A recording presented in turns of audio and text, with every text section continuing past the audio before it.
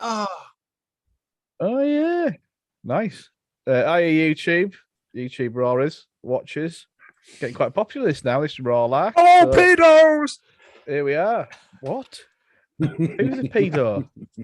Couple of my cousins will be watching. What, from the jail cell? What, in fucking prison? Yeah, well, they have internet in prison now, don't they? So they probably are. Yeah. Right. Cool. Let's find me. There we go. Right. Hello, and a very warm welcome to the Doctor Who and Music podcast, Progtor Who. I'm your host, Bob, and on this podcast, we are reviewing the David Tennant story, The Waters of Mars, and playing some songs along the way. But before we dematerialize deep into this podcast, I'm going to go around this here virtual table and gather the co-hosts' first thoughts on this adventure. I'm going to come to you first, Cliff. Where did you watch it first time? Has your thoughts changed, except for the usual? Just give us a vibe. I watched it first time live when it came on with my son, who would have been 2 then, my oldest. And then he got into Doctor Who and absolutely loved it and watched it again and again. It's one of his favourite ones. I've watched it tons of times. And recently for this, love this one. Love it. Yeah. Yeah. So of those specials, this was the best one. Has your opinion changed from when you watched it first to when you've rewatched it for? I seen different things of it recently when I watched it, and that's through like doing podcasting. You start looking into things a lot more, and my opinion's actually gone up more because some of his actual acting skills is amazing. The music by Murray Gold is fantastic. I do have a couple of things to say about the ending.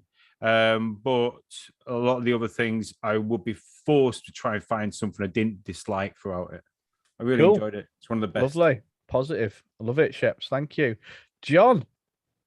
Yes. What would you like to know? Who's your bar? He's on the ball, John. He's on the ball. I mean, obviously I watched it before when it came out originally. I've got no memory of watching it because I don't remember stuff like that. But I assumed I must have watched it, and some of it was recognisable. That guy from Home and Away was in it, I think, or Neighbours. Yeah, one of the two. And that's probably all I remember about it. And to be honest, you guys are going to love this episode, but I was a little bit bored of it, and I didn't like too much running about looking stupid, and I was the stories. I must have lost something in the story somewhere when I was drifting in and out watching it. So fair enough, John. Not the greatest. So I'm going to go less than tepid for you. Fair enough. Craig. I'm just giving myself 30 seconds to kind of recover from John's statement.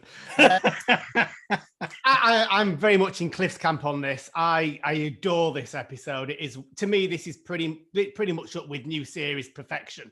I love it. I love everything about this story, the mystery, the darkness, the like Cliff said, that David Tennant's acting superb. So my vibe on this is it is absolutely buzzing. It can't get any hotter as the vibe goes. I just love it. Love it, love it, love it.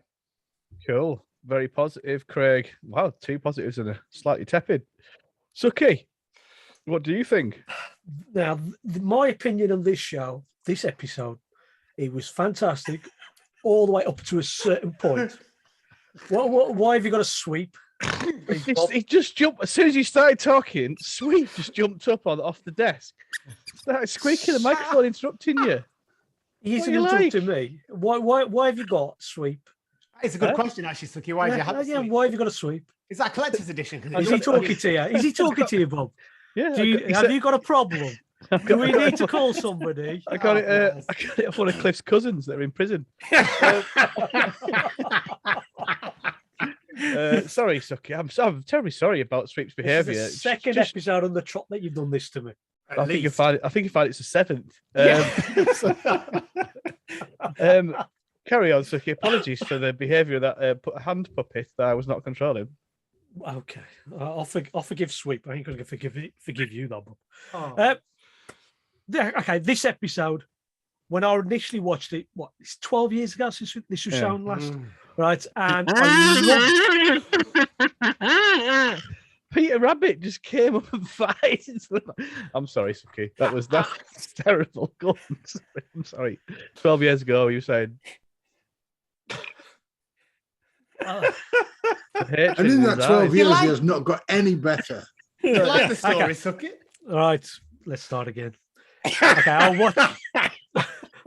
Shut up, please. Right, I watched this 12 years ago, and I loved this episode all the way to the end. All the way to the end, and then because I thought it was going to build up to the Doctor just taking them off the planet. The timeline still stays intact, right? By they assume that they've been killed on the planet, and then everybody. But to have that suicide at the end, just spoilt the episode, and I've not watched it since. And I've had to watch it for this episode.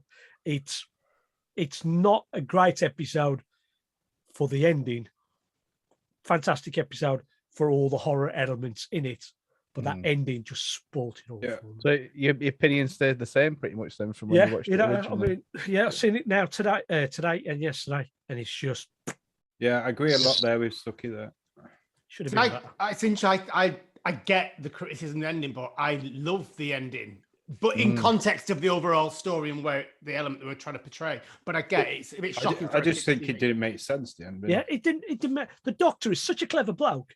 He could have just as easily gone, well, I can't leave him on the planet because the timeline has to stay intact. I'll just take him off, right? The timeline, they've been assumed to have been killed on Mars, right? And that everything would have still played on. But these three people would have at least had a life somewhere else. Well, Adelaide would have had a life somewhere else in which she could have carried on exploring. Getting a bit deep, Suky. Getting a bit deep. Yeah, sorry. Getting a bit deep, aren't we? But no, that's good. It's good. There's going to be talking points. Does that count as a tepid? I don't really know, John. I think it's flaccid. It's like flaccid. Definitely flaccid. I couldn't get it up, man. I couldn't get it up. Flaccid, but the blue tablets could take hold by the end of the episode. That's where I'm going with that one. I think, for me, I remember I was never a massive fan of any of these specials, really, apart from. Do you know what? I really love The End of Time, the two-parter, because it was just ridiculously mega, ridiculous and mega. Sorry, should I say? It's fun. Yeah, it's good fun. But watching, but this was my favourite of the not End of Time one. The other two or three, whatever it was. But I've just rewatched it today.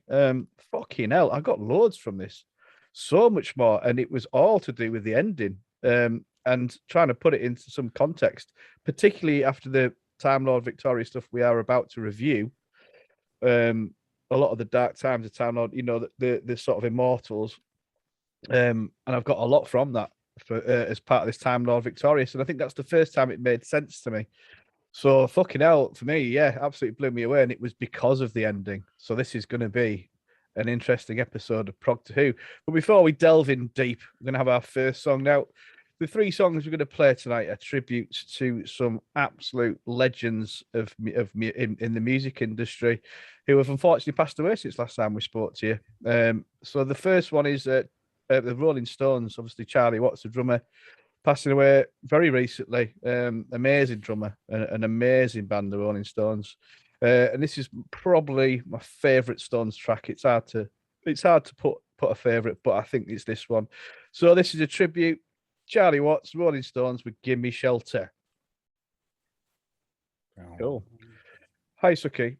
I just remembered, have you downloaded the stuff that I sent you via WeTransfer? Because I had an email saying it's not been downloaded. What was it? You know, the tracks that you asked me to send via WeTransfer. I haven't yet. But I might have to resend it because it was a couple of days. I'm not being on my computer. YouTube. Not being on my computer much. Hey, YouTubers, admin. Some admin there. That's what goes on behind the scenes. Great, isn't it? Have you got your fact files, Craig? I've indeed. Fucking beautiful. So let's get some facts. I'm going to read it beautifully today. Yeah. I can just tell. I'm feeling eloquent. This is going to be cool. And that was the Rolling Stones with Give Me Shelter. Some superb drumming from the unfortunately now late Charlie Watts. But he was always on time when he was drumming. That was fucking terrible. I'm very sorry. Right, it's time to get in deep with the waters. I can't say that. That was awful, wasn't it? Can I say that what I just said? I think I'm going to say it again. You're on mute, John. Fucking words. It's fine. Is it? I might just do that again. I felt a bit horrible saying that. And that. What the fuck? And that was the Rolling Stones with Give Me Shelter, a little tribute to Charlie Watts there. You're listening to Progtor Who, and we're reviewing The Waters of Mars, and we're about to get in very deep. So I'm going to come to young Craig for the fact file. Give us some facts, Craig. Well, as we've said, this is kind of the special season, kind of building up to the departure of David Tennant as the Doctor. 2009, it was done, the 15th of November. It was was it the second or the third? My brain is telling me it's the second of the specials. David Tennant as the Doctor, Lindsay Duncan as Adelaide Brooke, and as John mentioned before, Peter O'Brien, who was Shane in Neighbours, not Home and Away. Don't know why I remember that, but I do for some reason. Directed by Graham Harper and written by Russell T Davies and Phil Ford. Sorry, I lost track. 9.1 million people watched this. This was the days of the big viewing figures. 88 on its appreciation index, considered excellent. And its official rate, that was the not overnight, sorry, it was 9.1 million. And then the Barb State, which was later, came in at 10.32 million, put it as the 5th most watched TV program of the week. God, can you imagine that when Doctor Who was in the top 10 all the time? Even in America, it came in as 1.1 million, put it as the highest performer on BBC America. Pretty good reviews overall, but like we've talked about, the end seems to be the bit that is the critical element. In terms of where it is in the poll, remember, John, just for you, it's 241 in terms of the episodes for the Doctor Who magazine. So, guys, I'm going to come round the table, leaving John as always to last. I know I'm going to leave Suky to last today, if that's all right, John, because I know he's not feeling too well, so I'm going to give him a bit of breathing space. I would say fuck him, Suky. Suky, don't worry about it, mate. That's all right. And also, John, it's not for you to give that permission. It's John's. Right. Sorry, Suky's. Jesus, we're all suffering today. Cliff, where are you going to put this? It's out of 200 and what was it? I'd say it's quite a high one. I'd say 19. 19. Okay, right. I'm going to come to you, Bob. 19, Cliff. Wow. I'm going to go. I can feel it in my water. I'm going to go. You'll be converted. 57. 57. Okay, and John. 39. 39. And finally, Suky, patient zero. Well, I think it's shit. But I saw. Did you just say that? Suky? Yeah, I do. I mean, I'm not well, so I don't give a. I know. Oh. Right. So I'm going to just. What's the highest one that one of you do? 50 something. I'm going to go 70. Stop trying to win it and just tell us the number that you think it is. 77. 77. One of you is just 4 places away, but I've got to say, Cliff, don't ever trust your water because you are miles away. It's actually John when he's 39. John. Yeah, Do you know what? I was going to say 34. That's what I was going to say. Yeah, there's still a loss to John. John was still closer at 39. It's at 43 is where it comes in. And also I was going to say 42. You'd have won then. Yeah. Could you feel it in Cliff's water? Don't try and piss on my victory, Bob. Well done, John. Well done. It's in my moment. I'll just say the numbers I was thinking in my head. But he's got to stand one and go all the way to 241. You've got to stand firm, haven't you? Sometimes stand firm. That's your fact file, isn't it, Craig? What a fantastic job that was. That's fun. I was really impressed. So eloquent. Perfect. Perfect this month. That wow. I'm a bit thrown aback, Craig. It was only short. So let's start negatively. Suky has made a sweeping comment of it's shite. John has been a little bit more constructive with these things. So let's start off with you two, as you wish to discuss. Okay, I don't think it's shite. I just think it's not judged. It wasn't written to a proper. No, not proper. It should have been written properly, where it had a decent ending, which is true to Doctor Who, and the Doctor saves the day properly. But to have a suicide as the ending, I just spoiled the whole episode. Everything else, up to that last little scene where he just takes them back to the Earth, right, was great. He's there trying to save them. He is the last Time Lord. He can do whatever he wants. He doesn't have to. He should have just thought to himself, I could maybe just take, or maybe he's thinking into his head that he wants to reunite Adelaide with his the granddaughter, right, and keep them together. But he must have realised that sort of thing might also corrupt the timeline and change everything. And he addresses that, doesn't he, in his speech? Because he says, you can now do it. You can now influence her in different ways. So I think you're right, Suky, and that's what he's trying to do. He's trying to go back and create the timeline in a different way by having the contact between the two. Yeah, I get that, like you said, and also what Suky. But the only thing is why finish it off? Why is it in her mind to walk into a house and kill herself? I thought that was just badly written. It doesn't make sense. That Is it not somehow related to the fact that this is one of those fixed points that you kept fucking on about? Yeah, but she's just a human, so she wouldn't know. No, but maybe she didn't. Maybe the whole Craig, shut up. I'm not saying I keep stopping myself, John. But maybe it's to do with the fact that she was maybe impelled to kill herself in order to keep that timeline thing, and that was like put upon her. Yeah, I think the Doctor talks so much about, he has that speech at a fixed point in time, this can't be changing. And I think she sees all the way through. I've got to go. I'm not sure that it's her that does it. I think the universe or the whatever. But I think she sees in him that she has to die because that was what he said. And therefore, she's so angry that he's manipulated the potential future. I get she that. Takes her life in her own. I don't know that she would feel like that. Why would she? Imagine she's not seeing a granddaughter. She's not seeing a daughter. She gets back to Earth. And the first thing in her head is the gravitas of the universe situation that she must die. Would not happen. Doesn't make sense. Okay. And how does that influence your granddaughter finding you dead there in your house? Well, that's the bit I don't quite get. Actually, that is my mystery. That if how does that happen? She's meant to be on Bowie, up there. How do they David explain? Bowie, yeah. How do they explain that? I'm not too sure about that. That's my mystery on it. Go on, Suky. Okay, that could be explained away because you don't see the Doctor actually leave that street, so he might have just gone in and just taken the body and put it back up on Mars. That is bullshit. You don't see, but it's true. It's true. You don't see Sucky's him straight, actually isn't he? leave. He is. Well, He's not there cleaning the blood off. It's a stasis. Chopping her up, sticking her bin bag or whatever. You do see him going to the TARDIS on his own looking for Lord, and he presses the lever, doesn't he, to escape, to leave. But I think that's the whole point, that he's got so far beyond himself at this point that she has to take control. He's feeling so that he can do whatever he wants to anyone, that she's almost like, no, I realize this has got to happen. You're not messing with me and my timeline. No one wants to do it, but she just, in the moment, as people can, kills herself. Yeah, that's exactly not at all. I don't see anybody that's in that position as a commander of a fucking space mission being that.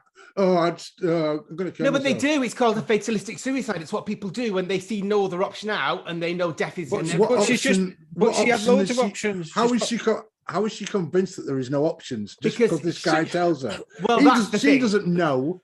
It's all could be all bullshit. Yeah, but don't kill yourself. It's just bullshit. This is what the Doctor has been saying, all these things about her future, how her death influences all these future generations, right? And because she's also in a hyper situation where everything's being killed, her friends are being killed around her, the base is being destroyed.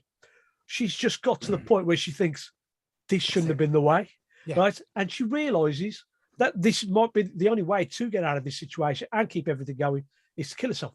But that is not the situation a Doctor Who episode should end up. I mean, I keep going on about it, and this is my only gripe about the story. Are you gatekeeping, Suky? Because telling us what you expect Doctor Who to be? My opinion. You are gatekeeping.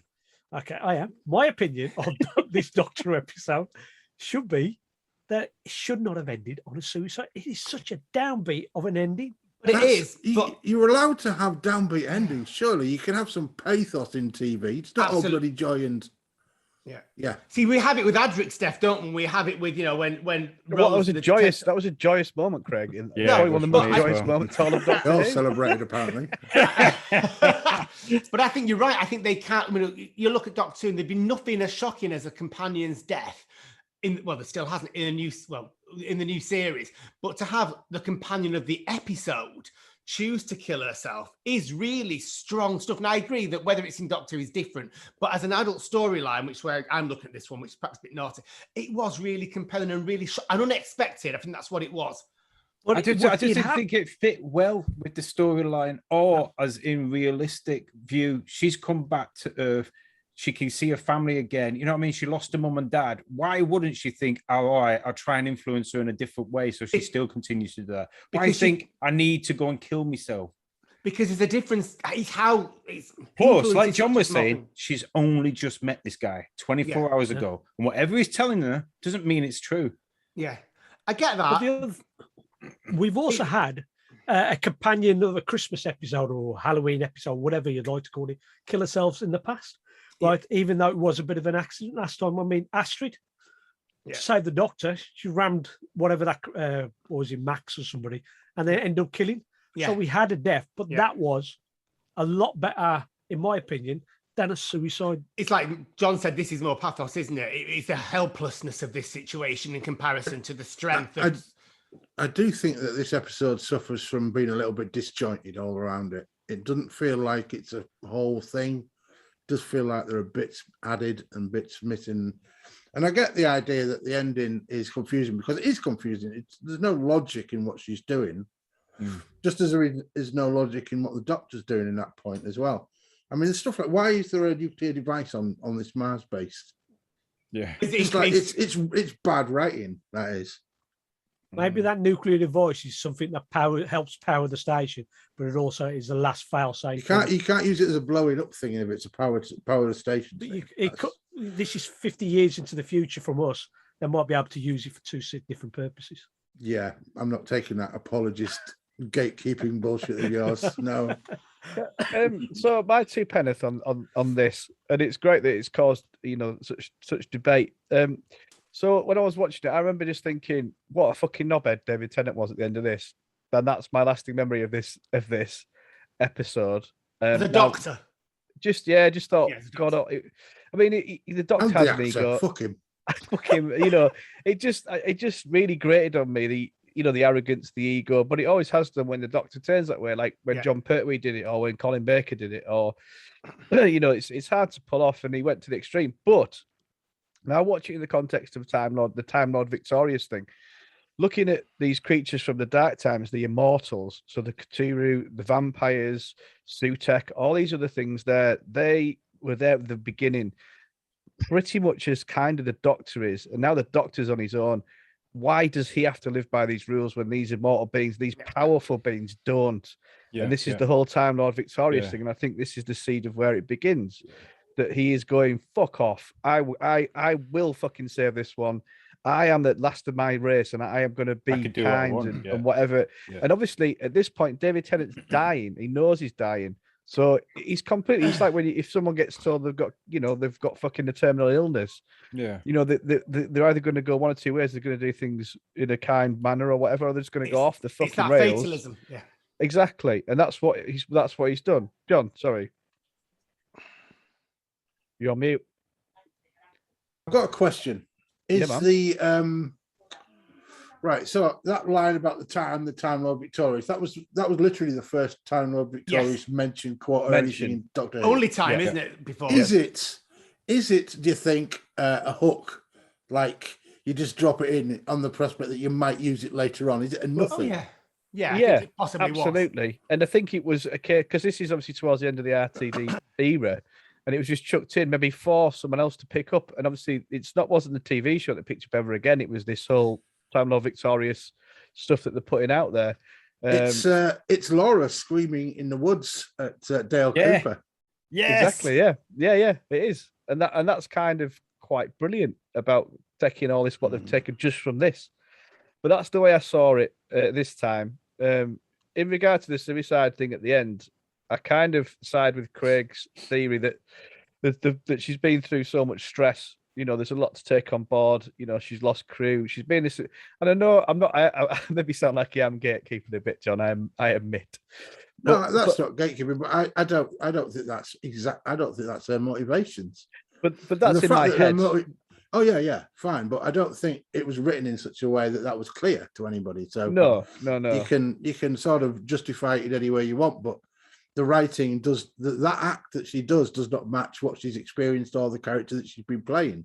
Yeah, I see the what you mean. I think it was the shock of it as well, because of me suddenly having this dawning realization, this Time Lord Victoria stuff, having read the stuff that we're going to review next, which you got a lot from the Time Lord Victoria saga.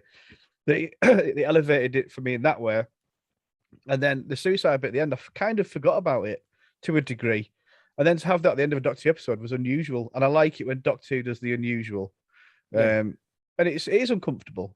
Yeah, there's no way about it. But I did think, I can't remember who said it before, apologies, but when you said, well, why the fuck would his granddaughter do all this stuff when it's basically a grandma's just killed herself on Earth? Yeah, because she was reaching for the stars. So that doesn't really make sense to me. That makes no sense. You see, for me, you've got to look back as well. I know it's a one-off story, but if you take this back just 2 episodes before, the Doctor is up against Davros, and if you remember, the whole thing is about how the Doctor makes everyone around him a weapon, and everywhere he goes, he brings death and destruction. And there's that moment in this story when it actually dawns on him. You can see it quite early on, before the Time Lord Victoria strand develops, that he's right, that everything that he does, everywhere he goes, he brings death and destruction. And I think this time, bringing in the Time Lord Victorious, I can do what I want. My race are now dead.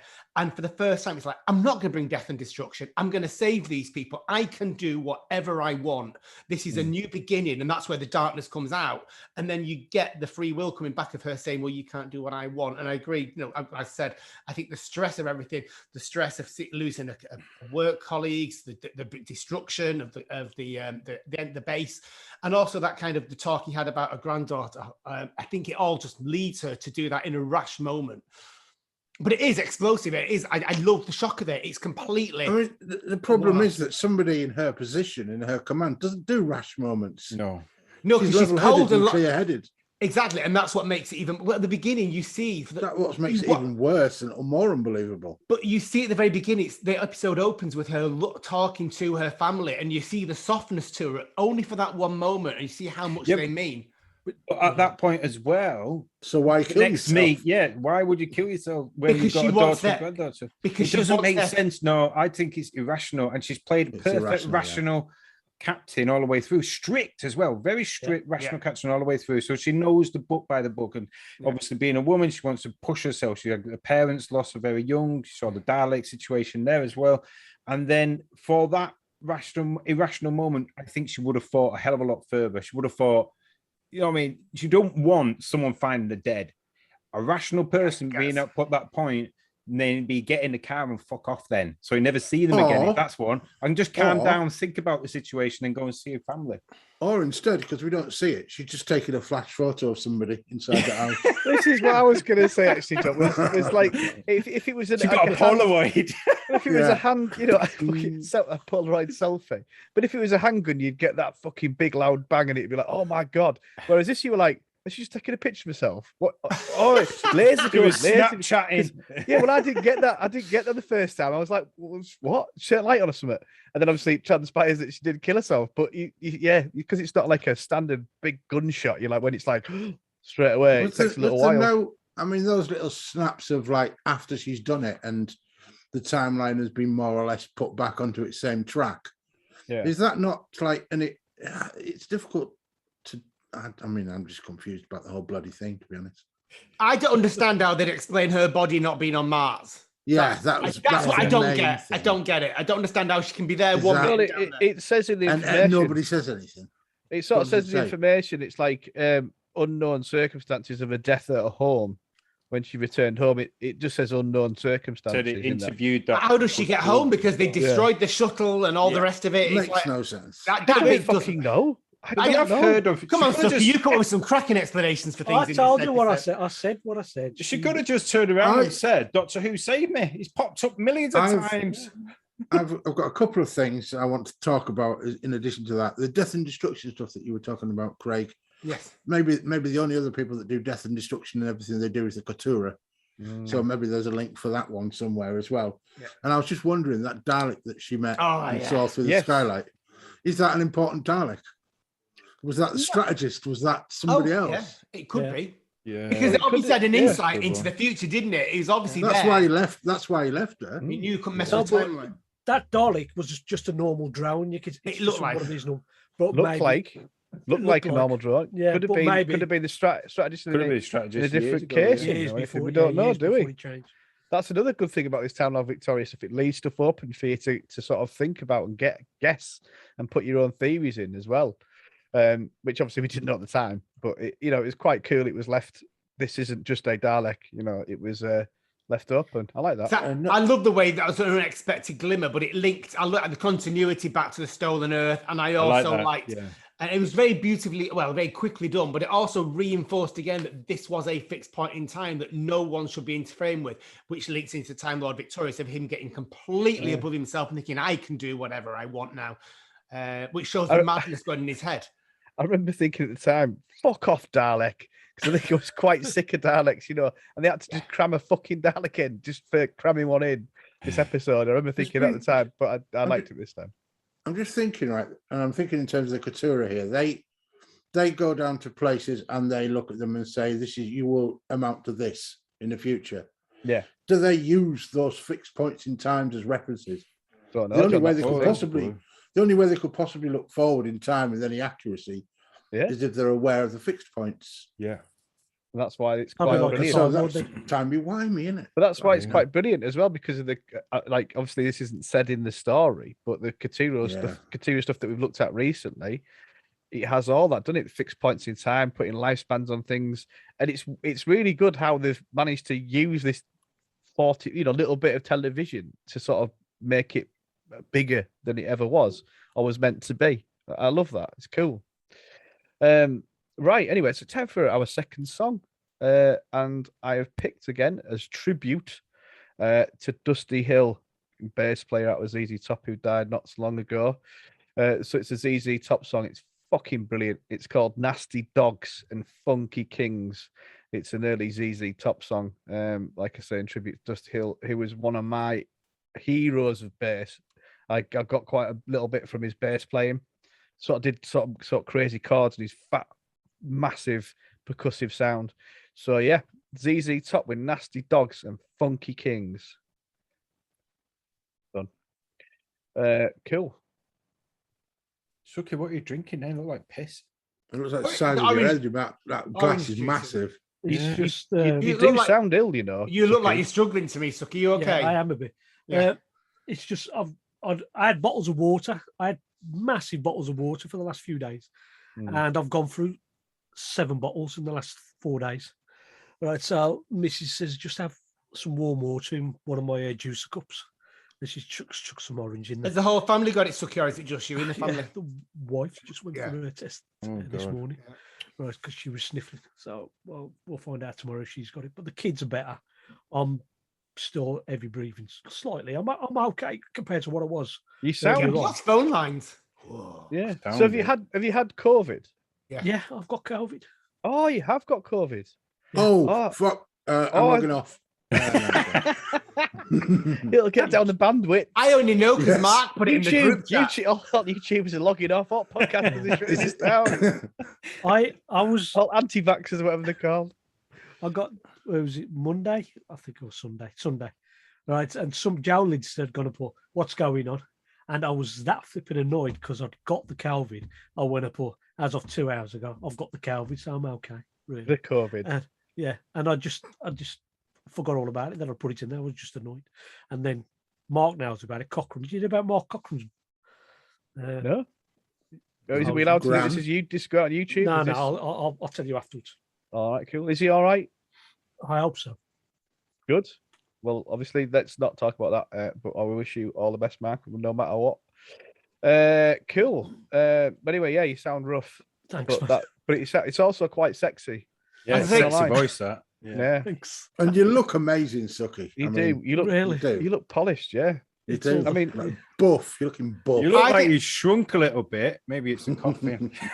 I don't know why. I'm taking all these compliments because I need it at the moment. Peter Rabbit's looking at you going, oh, Suki, you're okay. Like that. He's probably Danish. Oh, thanks, Peter. Peter Rabbit. Oh yeah, you're okay, Suki, yeah. So yeah, he's sending you love.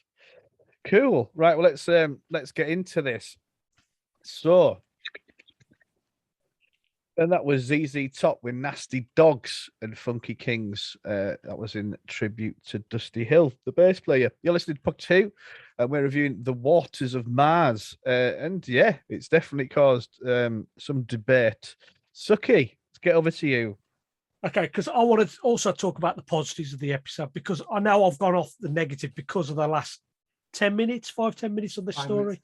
But the positives of the Lindsay Duncan is fantastic all the way through this story. What I mean, yeah, brilliant. fantastic. Yeah, she holds her whole. What was she famous from? What TV show from the past? I can't remember.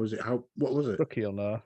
She's been in quite a few things, but she's an Oscar-winning actress, I think, or Oscar-nominated. No, actress. but what did she become famous in the years ago for? She must have done something. Was she Duncan Dare's mum? You know, Peter Duncan? No. No. Private Lives, if that's something. I'm having a look. Oh, she was in Star Wars, Phantom Menace. She was a voice. New Avengers. Okay, everybody's Googling that then. But yeah, Lindsay Duncan was brilliant. She's, as I said, she held her own against David Tennant, and that chemistry between the pair of them really carried the whole episode. I mean, a lot of it was spent to them flipping, rushing up and down these flipping corridor things, and on the back of that gadget thing. Right, but other than that, it was great. I did like the monster effects that they put on their faces. That is just weird, creepy, and just absolutely brilliant. Right, the way it just kept gushing water through a cracked mouth. Right, it just was creepy as hell. That was fantastic because it was simplistic yet really horrific as well. It wasn't overdone with prosthetics. It's really proper horror. Yeah. And the way they did it as well, and the way they shot it, you could just see so many little pictures in your head of this episode, because you see the two blokes standing there looking. There's also the bit where they're flipping, standing, kneeling down and just gushing water through their mouths. There's golden shower. The background. Shut up. The background where you see the ones that haven't been infected, but in the background you see characters suddenly changing. Right, and it's all blurred, and that's just creepy as hell as well. I think the way that they portrayed the flood, as they're called, I just think this is an absolutely brilliant way of introducing a brand new monster.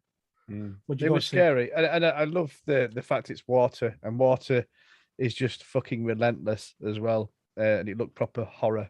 It was good. I liked that, Suki. What do you? I don't understand how it could sink through the hermetically sealed things. Hermetically sealed means liquid can't go through it. Yeah, it does. It makes but it's alien water. He did try alien water. Yeah. It's got alien parasite. He did say that. Oh, it can think, and I thought, well, you can think that you can't get past it. Go a different way. So I must admit, I don't understand where it came from. By the way. Does anyone know? It came from the ice, didn't it? It's Mars. It came from the ice and then it got through the filter. So Mars virus. Yeah. See, I quite like the look of the monster. They were slightly Ice Warrior-like with the cracked list and quite erect. So it was just a nod to it to me. I quite like that. I don't know if it was just my imagination putting it in there, but I was expecting Ice Warriors at the time. Completely, and I expected that big load of ice to melt away, and Ice Warrior Army would be there and all that. So I think that's another reason why I was disappointed when I watched it the first time. But it's cool. It's a cool little nod. It's just like Suki said, the way they're there shaking in the background, or you'll have a picture like the guy that's talking about his brother, and in the background you can see what's her name? Is it Monica or something like that? A kind of shaking, and it's just so scary because what he's saying is just everyday blather. But she's doing this, and it's a real juxtaposition between the two. It's a really scary way of portraying the monster. I don't want to add additional shitting on to this episode than I've already done. Do it, John. But the music, make it hot. Fucking annoying. It was too much. Yeah. It was too much by a country mile. I've got to agree there. I like some of the Murray Gold stuff of the past. Yeah. But there's sometimes that it's like turned up to 20 and it's like... I like when he does it subtle and it's like he does the gentle moments really good. You like watching 007 in the first fucking 20 he seems to ramp up like up on paper. Well, I think towards the end, it just becomes very irritating, his music. Yeah. But it's all becoming this fucking... It gets, like I say... the absolute finale is completely ridiculous, but I love it because it is so mega and ridiculous. But that goes hand in hand. Everyone's just trying to fucking chuck everything at it, aren't they? This sort of final special. Well, I think as well, Doctor Who was so everywhere, and they'd done so many big epics. It was like, how can they? Everyone was watching. It was getting millions and millions every week, and it was building up towards its Christmas regeneration story. And I can really imagine Russell T Davies sitting there thinking, "Crikey, how the hell do I rank the stakes up big enough this time?" And one of it is to louder music. Louder music. I think one of the there's a number of problems, but I didn't like a lot of there was too much lingering on the Doctor, just like him staring at things. Looking, but he was trying to be a passive observer, wasn't he? I know, but it's like, come on, you're just doing it because you're filling time and showing his face. You can see, literally, that's one of the things I really liked is the way that in the first 2/3 he is just the observer, and then he becomes the leader. I don't mind his participation in the order and everything like that. I just don't like the way it just kept spending time just looking at his face, looking sad at things. But come on. The scene I do like with him and the rest of the crew was where he realised who they are, and he's so enthusiastic about meeting them, and he's there giving each person their name and saying brilliant and all this stuff. And then you got Gemma Chan's in this, the young lady. Yes, she is, right? And she's now headlining the Eternals. Oh yeah, of course, Eternals coming out, right? And she's now a big, massive actress. So this is one of her early roles. Never heard of her. Who is it? Which one was she? Which one was it? The lady with the dark hair. She got away at the end. Yeah. Oh, with the Polish fella, Russian guy. Yeah. Oh, right, cool. Hey, I tell you what. Do you know when you were saying about when John, David Tennant? So I was wearing my Doctor Who t-shirt when I went into the butcher's today. And there was a lady behind the counter, and she went, "Oh, my husband loves Doctor Who." I was like, "Oh, cool, it's Ace, isn't it? I love Doctor Who." And she went, "Oh, my son grew out of it though when he was 8." And I was like, "Oh, yeah, so did my nephew." And I'm a 42-year-old man, probably like your husband. And then she was like, "I've not liked it since David Tennant left." But there's so many females, John, that would have absolutely just loved having long shots of David Tennant. Yeah, it's fine. It's I understand that. And that's probably the reason. Reason why they're in. Yeah, but it was a little bit much for me. Yeah. A couple of positives for me was the use of CGI. I think it looked amazing. The actual work of it looked really good for this. Even some of the even more modern episodes doesn't look as good as what this was put together. It did look good. And the directing, you know what I mean? You got Graham Harper, who's a legend of Doctor Who as well. Is this his last one, what he did? I think it might have been. It will be, because it's Moffat era after because he went after that, didn't he? But the direction was really good. The dude had to fill 60 minutes, though. You know what I mean? You could have condensed this to 40, 45 minutes easily. But and maybe that's why there was a little bit of an overdoing of let's run down a corridor, let's run back down a corridor. I think that was a bit overdone to the point. You've got it the first time, it was funny. And then the second time, when he even says, we should need bikes for this, shouldn't we? Because it's like they've even realised, this is going on a bit, isn't it? About 3 or 4 times you said, you should get bikes. You should get bikes. We should get bikes. I didn't write a lot of notes, but one of them is just so much running around. It's just running from A to B.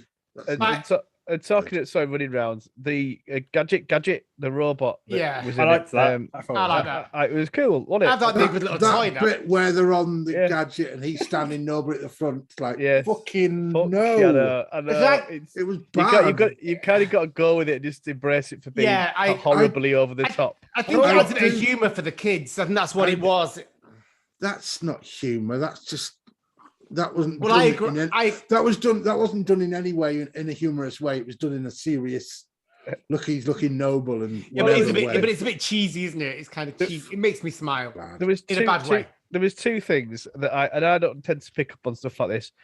One was her hair. Adeline's hair was fucking flowing really fast when it was going really fast. Gadget with the Doctor straddling the front. His hair was doing nothing. I don't know if it's because of the sheer quantity of lacquer and jelly was wearing, but it looked like there was no wind going on him.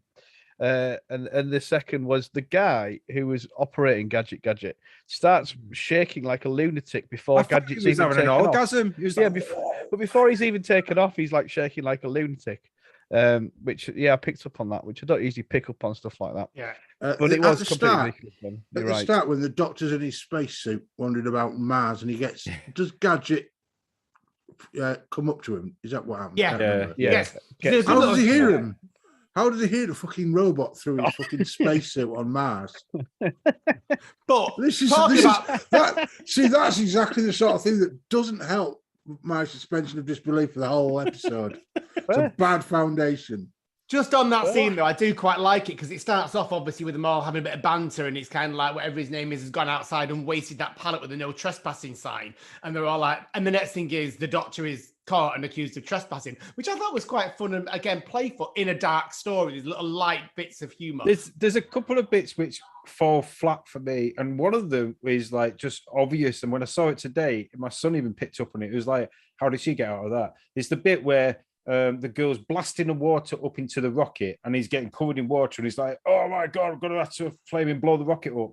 And then the next second, she's back at the ice thing trying to summon up the ice. How the hell did she get from that rocket that fast to that bit? Is that when they all do the Yeah, it's like I like that scene. It looks a bit artificial. Yeah. How did she get from there down into the ice thing at the point of when he blew up the rocket that fast? So there's a couple of bits. I'm glad to have started this descent into hating this episode. The Doctor does say that the creatures are all faster than they are. Yeah. So therefore, it should not that fast because they were running after them in that thing. That fucking robot's fastest thing there. Yeah, the robot. It has fire coming out the back of it. Apparently, all of a sudden.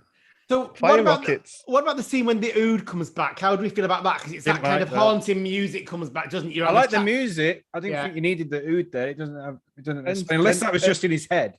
And is that Brian, by the way? Is that Brian? Yeah, I was wondering that. I did think that, yeah. Yeah, because that's part of this, isn't it? It's all connected to the great song, though, isn't it? That's what he's been told. Yeah, the Ood. I think that was in his head. His time is coming. Yeah. Right, we're gonna quick fire, lads. So we're gonna go around the table, get any final comments out in the open. Craig, I come to you first as you're about to open your pad. Just love the music. Is it Valk? Love the music. Love them. I actually, particularly at the end, when the Ood is there, things like that. I love the shock of it. I think the pathos that runs throughout this, it's got a lot of Greek elements, tragedy, thoughts being the bystander, the tragedy you can foresee coming, and then obviously the controversial ending. Some cracking lines in it as well that I really picked up on. Things like water is patient, water always wins. And if you've ever been in that situation, when you were flooded back in York, Bob, and there was that whole getting evacuated, and I just think of those situations. When you have that leak, you can't stop it. It goes everywhere. Water is a fucker. Yeah. I tell you. And I love the bit at the beginning when he's got the gun against him and she goes, state your name, rank and intention. He goes, Doctor, fun. And I just love that. I think it's really brilliant. I think it's just light-hearted. Fun. And it was nice to go back because it's been a while since we've been back and watched anything but Jodie Whittaker for me, because the only thing I've rewatched from the modern era has been 11 and 12 seasons recently, ready for the new series, which I thoroughly enjoyed, by the way. In fact, I put season 12 as probably my favourite in the whole of new Doctor Who. But it was nice to go back and watch David Tennant because it's been a while. We've not done much new stuff even on the randomizers. I've noticed has picked up nothing of the new series, which I like because I like doing the classics. But obviously, I do love New Who as well. Yeah. It was just nice to go back and see David Tennant. Possibly, he's at his fuck it best in this as well. I like it. Sorry, Craig. I think that's pretty much it, to be honest. Yeah, that's everything. I don't know if we've mentioned it, but I did like the quick kind of the dum dum dum as you saw the headlines, and it was consistently done. I mean, you get to see the Russell. I've just been watching the whole of Torchwood again. In fact, I'll probably finish it tonight, series 4, and you can see tricks that Russell T Davies uses all the time, and the media and that kind of is one of them, as well as speaking into the camera, which you get in this as well. But I thought, I mean, Cliff, you said before that I thought it could be condensed easily. For me, this hour, it flies by. Truly, truly love it. It pulls every emotion for me, but obviously that's not one that everyone around the table shares.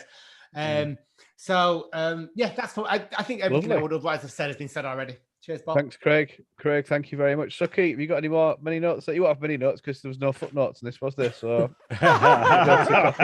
no one's mentioned Suky's footnotes. Okay, he's not impressed, is he? Come on, Kobe. Actually, to be honest, there isn't that much. I mean, I just love the special effects of the creatures. I hated the ending. Love Lindsay Duncan, and I love the dynamic between her and the Doctor. And there ain't much else I can say other than that. So that's what I'm going to say. Wicked. Damn those footnotes. Thanks, Suki. Cliff. Yeah, a couple of things. I like the use of the light moments because there's a point where she's speaking to the Doctor and he's just about to leave and she's locked him in that like air vent lock thing. And I don't know if you noticed, but she's got like a red light slowly coming across her face like if she's about to die. I don't know if it's because we've been watching a lot of Lynch and he uses a lot of the red and the blue. And then the next moment when he thinks, you know, fucking hell, I'll help them. When you think you should have fucking helped them before, dickhead. He turns up and it's that big blue light behind him. And he's like comes through like a god figure. Really heroic, thinking, isn't it? Yep, this is me now. I'm coming through. So there's a big contrast of the blue, and then it all goes quite bright as well again because he's trying to help them. But before then, of the dark, I liked the use of the story being something which I don't think any Doctor Who fan thought it was going to be. I think he teased us with the little trailer at the end of the last one, and everyone thought it's going to be Ice Warriors. Everyone was talking about it. I remember at the time people were talking about it, and then it came out, it wasn't. And that's a typical Russell T Davies story. He loves to mess about with what's going on. He's a bit like John Nathan Turner in that respect, and he sort of loves just getting it. Just likes playing with it a bit. Yeah. Well, it is a Russell T Davies. You can tell his work. You can tell when he's written it. But I just miss him at some points because it is that light-hearted, sometimes camp, and he writes it for many levels. Like afterwards, I thought it went a lot darker to the point where he was turning off children watching it. But Russell T Davies, this is also could be appreciated for kids. My lads was shit scared of it, and it was quite jumpy at points. It is scary. That's remembering as an older.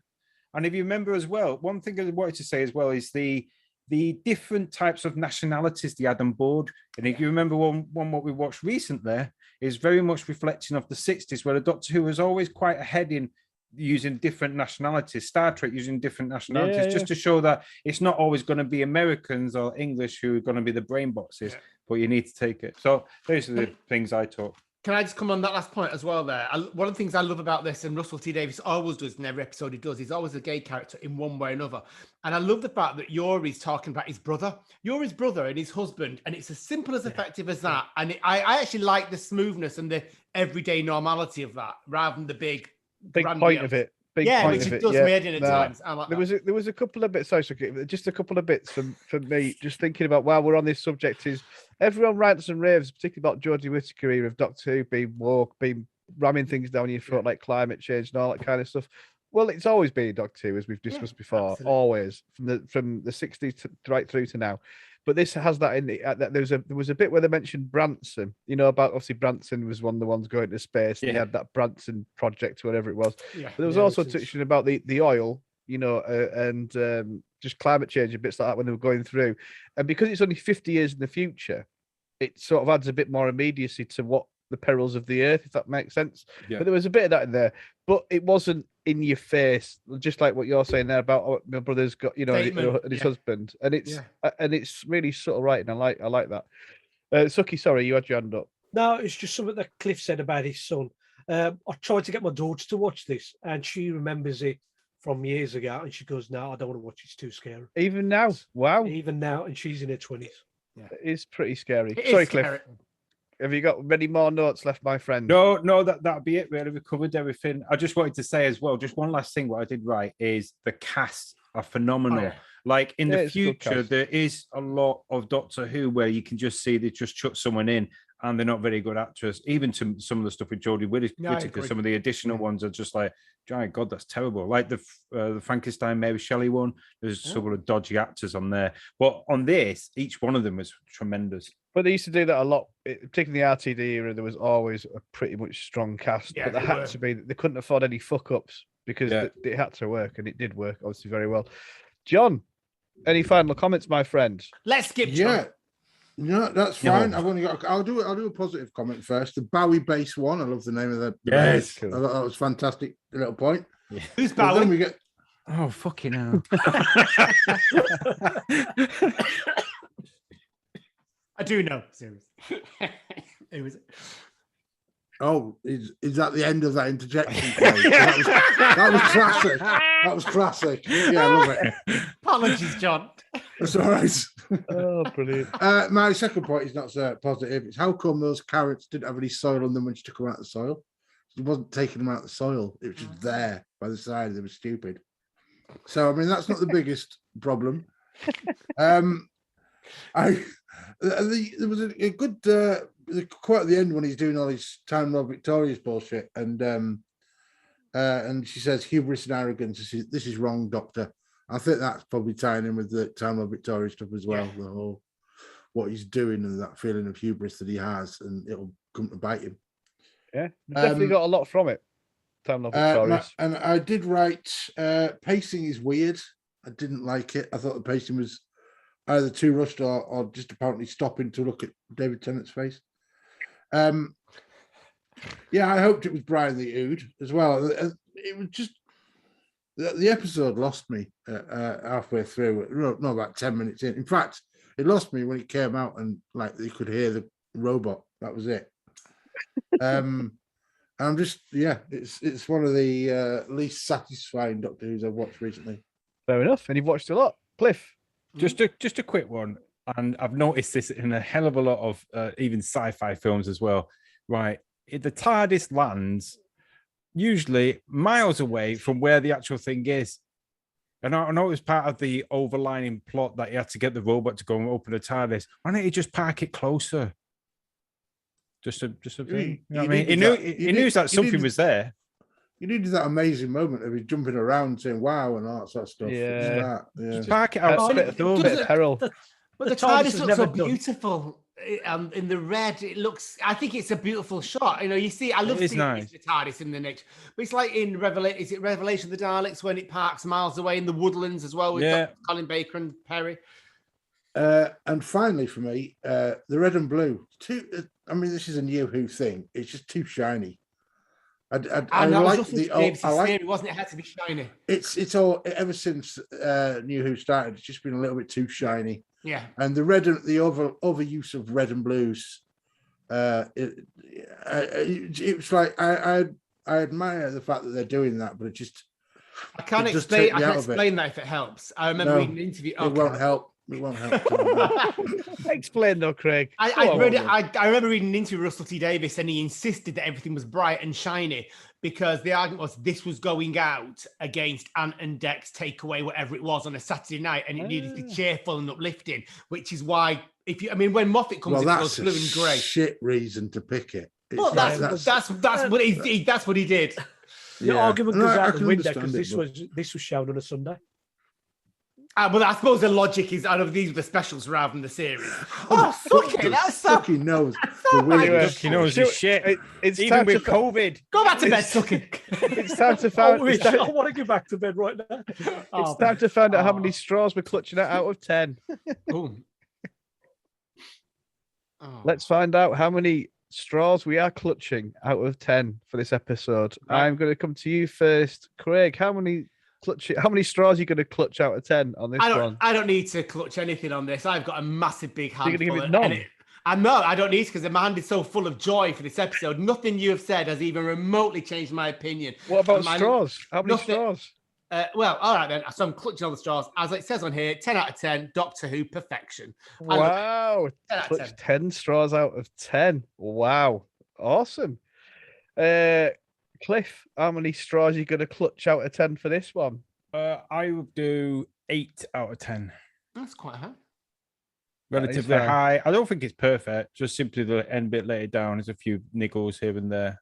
I just find it's just too much you'll be arguing with at the end. 8's pretty strong though, Cliff, to be fair. 8's good though. John, how many straws are you going to clutch out of 10 on this one? Now, the thing is, though, that I watched the fucking the War one that lasted about 87 episodes of Classic Who. Quite happily watched that. It was not. I think that was less of a chore to get through for me. Really? Yeah. These straws, I'm specifically hoping are plastic and going to be used to strangle some turtles. because all 4 of these straws. Wow. That's fair enough. I love it. I love it. I love the fact that John pretty much has not been obsessed by Doctor Who his life like we have. Loves the war games, loves 17 hours of black and white Doctor Who, but doesn't like this. Awesome. Yeah, mad. What do you say, Bob? What do you say? Do you know what? When I was watching it before, half an hour before I came to my computer to start doing all the stuff for this, I was giving it a 10. I was crying. I was just absolutely, my mind was blowing. That bad, was it? Wow. Of the Time Lord Victoria stuff, the way that I didn't look at it the way I did before when I first watched it, I'd looked at him being a knobhead, and then all this stuff just hit me, and I was crying. Yeah, it was I was like, I'll give you this 10. I'll give this 10. But so why are you not doing a 10? But why are you not doing a 10 now? That was the feeling of watching Let it. me tell you. Because I've calmed down, Craig, and I've got a bit more. Fucking don't you just? I put a bit more sense on it, and having listened to this, it's reminded me of the flaws of this episode, which is a bit clunky. It's a bit fucking garish. It's a bit, the music in that is annoying. There's parts to it which I'm going to give it a 9. I'm giving it 9 out of 10 because that's naysayer, John. But because it made me feel, I could only go for what I felt. I would have given it 10, but I've got to take a point off for the little niggles, which they are. I can appreciate that the Time Lord Victoria stuff we've been doing would add a layer on to watching it back again. Perhaps it would have been an 8 when you first watched it. It could be a 9 now. It would have been. It would be probably a 6, John. Originally on the original transmission, I really wasn't a massive fan of it, even though it's probably my favourite out with the specials. I just wasn't really into the specials. So, but now I'm going to go for a 9, which has come down from an emotional 10. So it's been. Do you know what? I didn't expect Waters of Mars to be such a good debating story. No, but then so that's fucking nice. I love it when there's great debate. It's about Suky. Oh God, I forgot. Well, I was going to ask you. Then you distracted me by asking me. So, he needs some time. So I just pushed out telling this. I would have given this, if it had been just the first 50 minutes, it would have been a fantastic 10 out of 10 because, as I say, the monsters are great. The acting is brilliant. I think the pacing is just there. It just rattles along, helps. But the fact that they did, in my opinion, they did this misstep of having a suicide as the ending of this story. Right, on what is basically a family TV show. Alleged suicide. We don't get to see it. She could have fallen off. Maybe she got a microwave oven in it. Yeah. We all know she kills herself. Yeah. Right. So that just spoiled the whole episode for me. Right. So I can't give it any higher than about, say, 3 or 4. 4. Oh. Don't go lower than me because I'll have to change my score. So you've taken off 6 points. 10 to 4.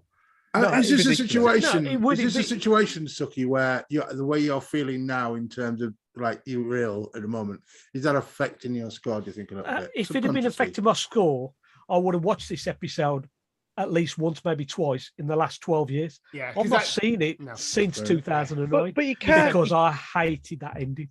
But you can't go 6 points off for. I mean, you can do what you want, obviously, but that's massive, Suky, to go from 10 for the majority episode. But there are some things that happen that just overshadow the whole episode, aren't they? It's like when the frog appears in that one, whatever it is. That's what I mean. It's like, so I get it. This is the way I feel about this episode, and this is the way I feel about Doctor Who, in that it's usually an uplifting show, and it does help. Everything is also sort of resolved at the end, but always in a positive sort of way. Yeah, most of the time. But then to have this episode where it ends in a suicide of one of the main characters, to be able to right wrong or whatever, it just jarred with me. It was a misstep. It was an error. It should not have happened. And that's why I'm only going to give it 4 out of. So I love the fact there's such a variety of marks around the table for that, because it is a very controversial episode, isn't it? It's one that, the ending, like... Very polarising, clearly. Yeah. Ooh, nice Great stuff. Anyway, before we find out what you think, we're gonna play our third and final song of the evening. And this one is by... It's very Hopefully similar. not. It's very similar.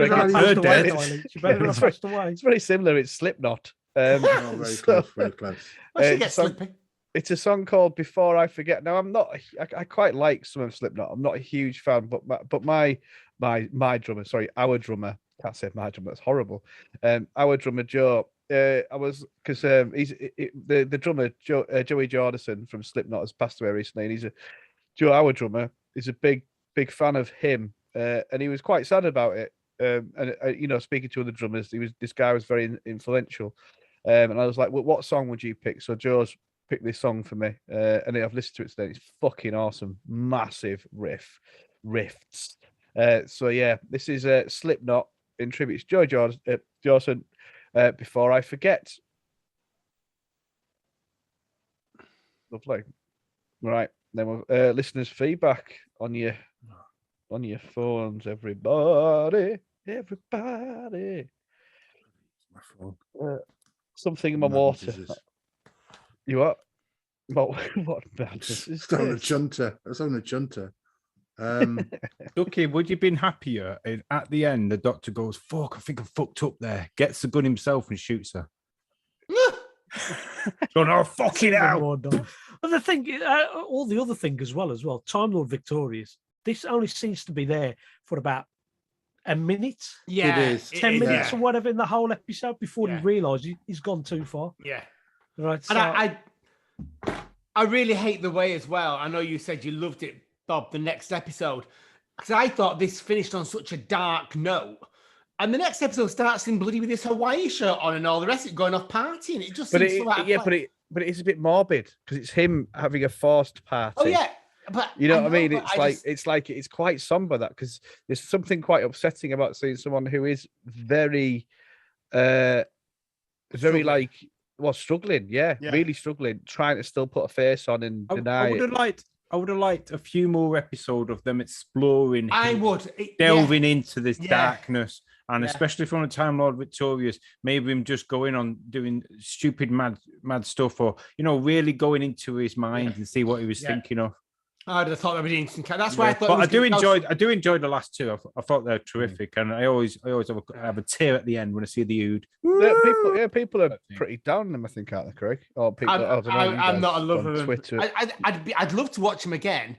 I'm not a lover of the Master though. I don't like John Sims. The Master. I'm not a lover of the Master. Full stop. But John Sims Master, I never took to at all. So that was another battle for me. Weirdly, I was doing a seance a couple of weeks ago down at British Legion, and the ghost of Roger Delgado came to me, and he was very complimentary about you, Craig. So... I like Roger Delgado. I do apologize. But then I'll do a vigil. I'll light a candle for him tonight as an apology.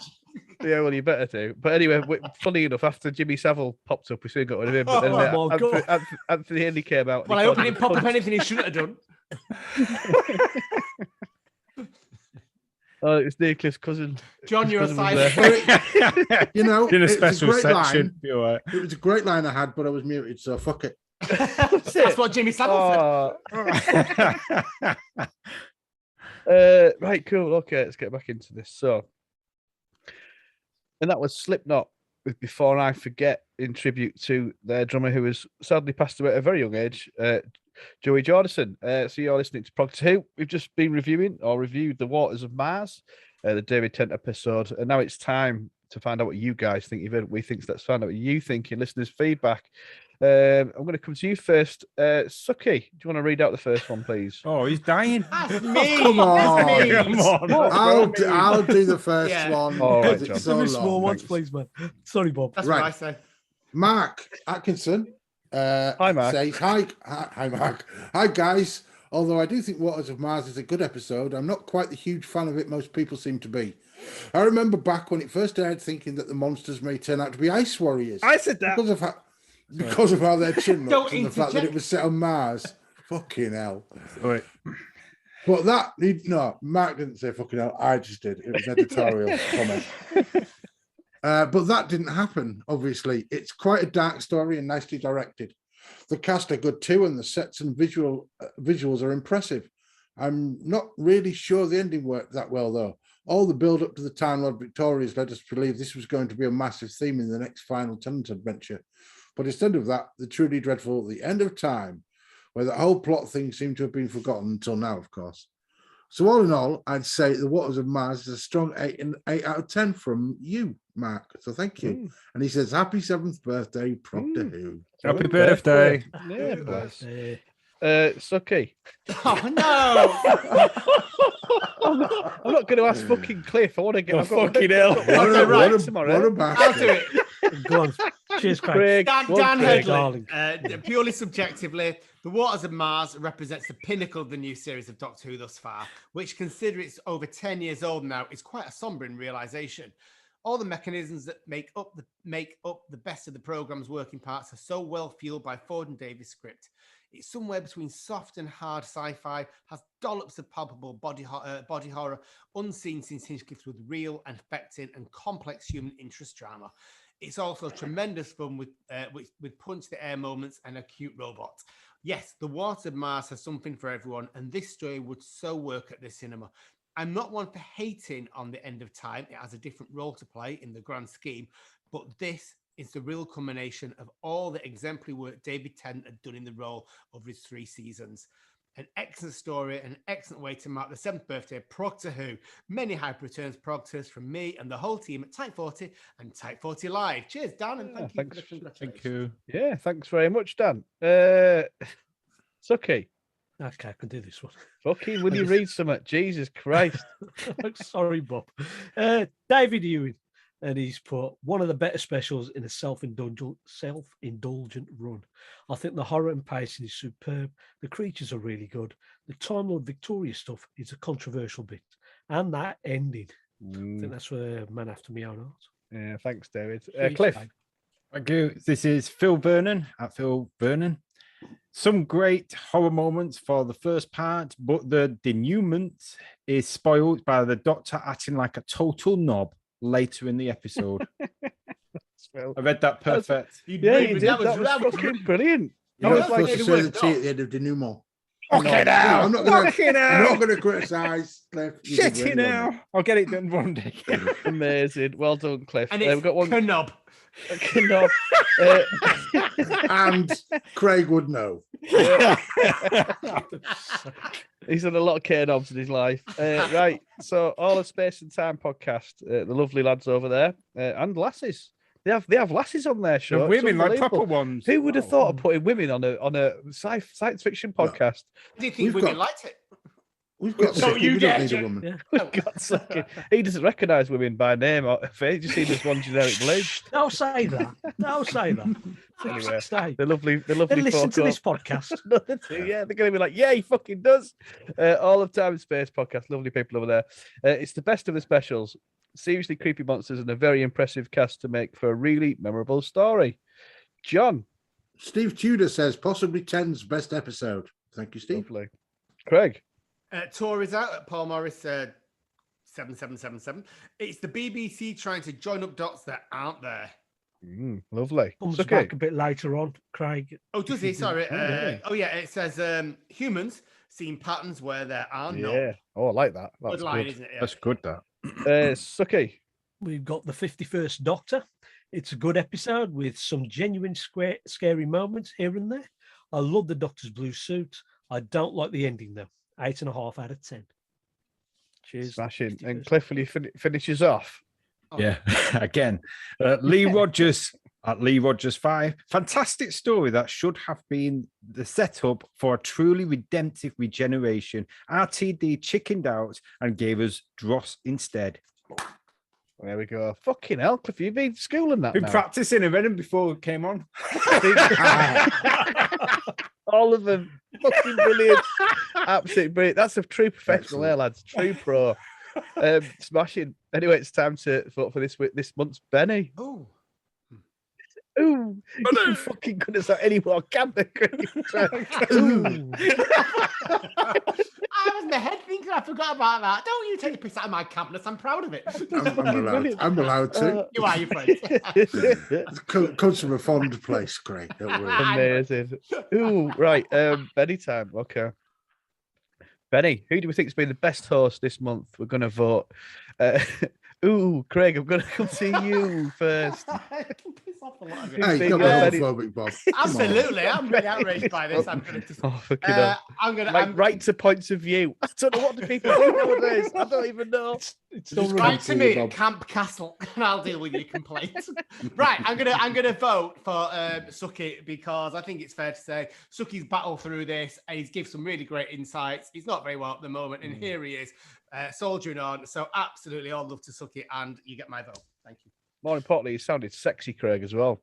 Well, I've been tossing myself off while we've been all this time. I'm exhausted. I have noticed what that thing was on your screen. Had you just- wiping it away I occasionally? was a bit of cottage cheese, I hope, but it's actually a bit of cheese. Oh my fucking Due to God. watching us. And you just... His voice clipped, don't it? Cottage cheese? You Sorry, need I to have go to moan at you. doctors, mate. What's the fucking matter with you? Very unusual just consistency, And came Craig. there's solids in your cum, Craig. That's what we want to know. They're the chewy bits. No, not Oh my God. You know when you went, ooh, was that you finishing with your fucking unhealthy semen? Lovely. So that's one for Suki. Great stuff. Cliff, who's your Benny this week? I'm going to go for John this week Ooh.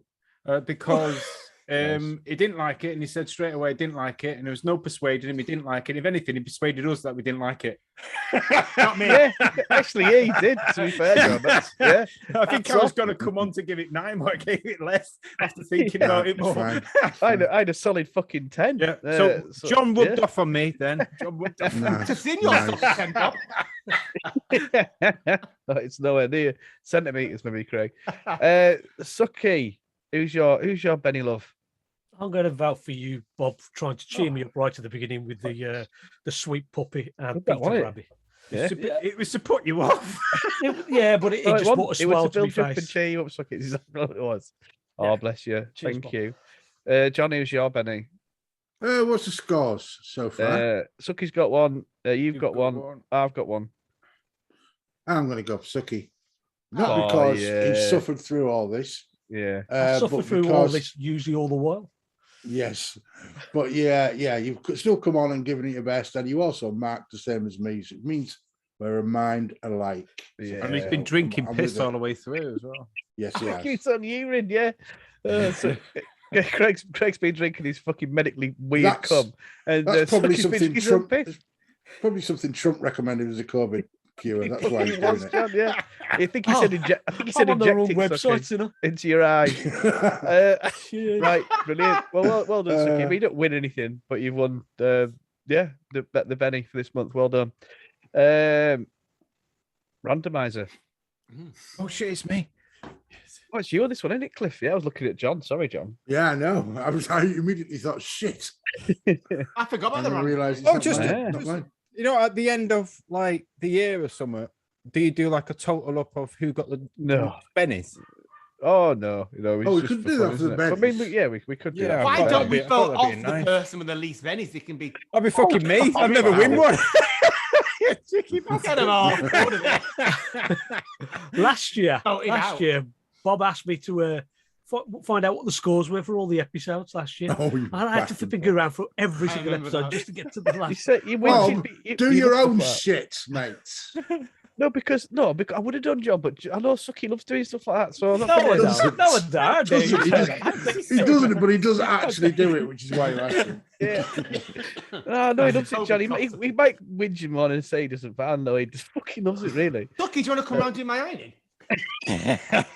You know, so I'm going to tell you now, For your COVID. because I'm stuck in that room. The wife's not just saying been bringing no. in the ironing in the bedroom. She goes, "There's the ironing board. There's all the ironing. Just carry on doing that." So I've had to do Right. all the ironing for the whole week, and I've She's been a doing. She creative keeps woman. bringing more and more clothes in. It's just That's because she's out every night partying because you can't go out. You will be partying. She's just. Didn't you say you said she was on sniff before, didn't you? I'm sure you said something about her sniffing. She's on the what? On sniff. Like on Sounds cocaine. like stiff to me. Yeah. You said no, I think you said sniffles. All I was she's taking cocaine. I think you I said didn't she's hear got that. coke. No, I think you wanted me on cocaine. That is. That is. No, Suki, I do not want you on cocaine at all. I don't No, anyone we want you on cocaine. heroin. Drugs- Stuff. drugs We've and already bad- that established was this. it. We told you, yeah, we heroin. want Heroin. something mild. Take the edge off. Heroin. Right, where were we? Randomizer. So, Oh yeah. Cliff, can you please put them balls in the machine and get them randomly fucking moving around or whatever happens in a ball machine of randomness. And tell us what we're going to be reviewing for next month, please, in a random ball fashion. Yep, and a clip is 1, 2, 3, Arc of Infinity. Oh, of Infinity. Peter Davidson. How many episodes? 4, 5 minutes. All right. Okay. 25 minutes. And on Blu-ray as well, isn't it? Yes, part of the Blu-ray. Is it part of like Mordred Undead? There's like a little trilogy, isn't there? No, that's Mordred Undead and one other. It's not though. So it's not part of that. Terminus. No, it's not. Cool. It's in Amsterdam, isn't it? Here we go. Oh, it's DVD time. Yeah, it's one where Tegan's left, hasn't she? But she comes back and still sealed. Omega. Yeah. Well, there'll be footnotes to this, so imagine Suky reading a lot out after. Yes, it will be a longer podcast next time. All right, lovely. So Craig will beat me to this stuff. I did actually miss the footnotes. I did think about it when I was doing it, Suky. Yeah, well, that's the Arc of Infinity, I everyone. thought the Blu-ray of Waters of Mars, there might have been production now somewhere. It might have been. Yeah. Well, there you go. It's exciting. Let's redo this entire podcast with footnotes. Right. Anyway, thank you very much indeed. Fucking hell, shut up. Thank you very much for listening, everybody. It has been, as always, a fucking pleasure knocking around with you lads and up with you. Enjoy listening, dear listeners. But until next time, it's goodbye. Bye. Bye.